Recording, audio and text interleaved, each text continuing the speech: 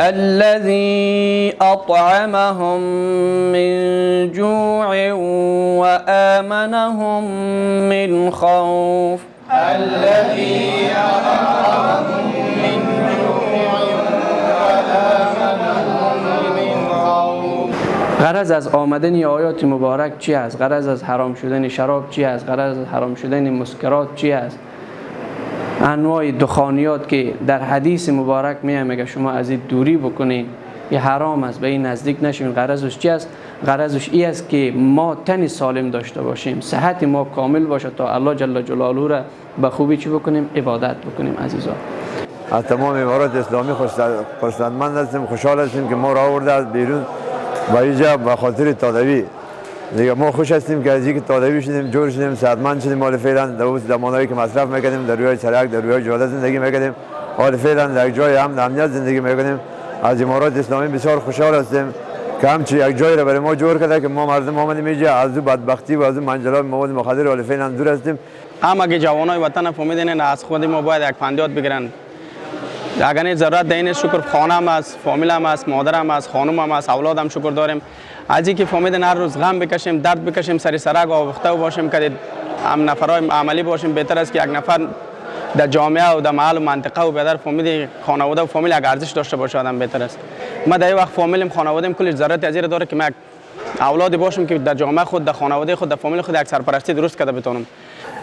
تمام امکانات که در اینجا مساعد است، استادان میره تدریسای خودم میکنه و همچنین بخشای روانشناسان درباره روانشناسی برای مریضان انگیزه میده و همچنین تعلیمات اسلامی در این مرکز جریان داره.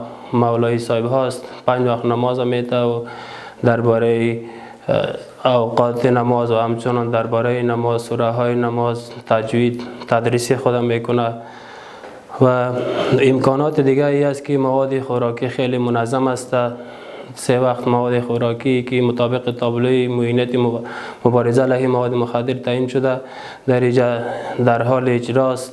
ما مواد توزیع میکنیم و همچنین مواد تنظیفاتی از قبیل شامپو، صابون و مواد بهداشتی است. برای از تمام مریضان به وقت مناسب توزیع میگرده و کسایی که از این مرکز مرخص میشن ما برایشان توصیه میکنیم که دوباره از هیچ نوع مواد مخدر استفاده نکنه و خدمت برای فامیل و ملتشان انجام بده. و یک گفتنی دیگه برای نوجوانان و ملت خود ایره دارم که از هیچ نوع مواد مخدر و فعل بد استفاده نکنن، رجوع به علم و دانش و ورزش و به آبادی وطن کوشش کنند.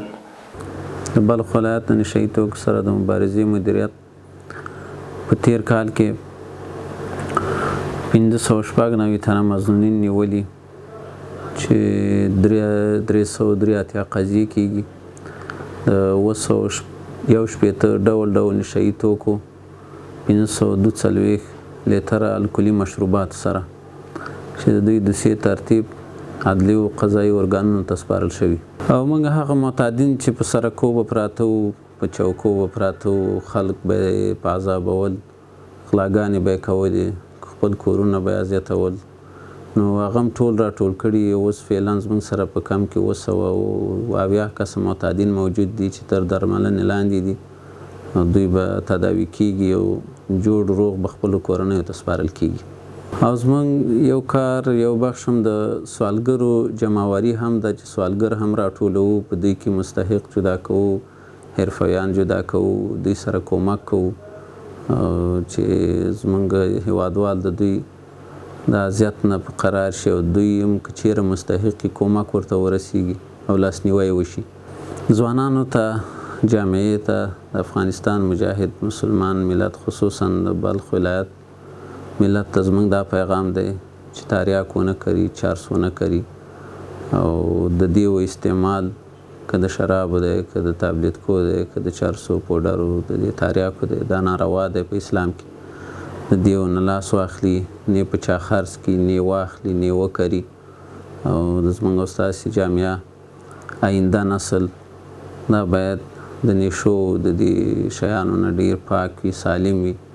نه به یې کورنۍ ته ضرر رسیږي، نه به جامعې ته د دوی ضرر رسیږي. او نشه یا روږدي کېدل دا انسان ته ډېر تاوانونه لري.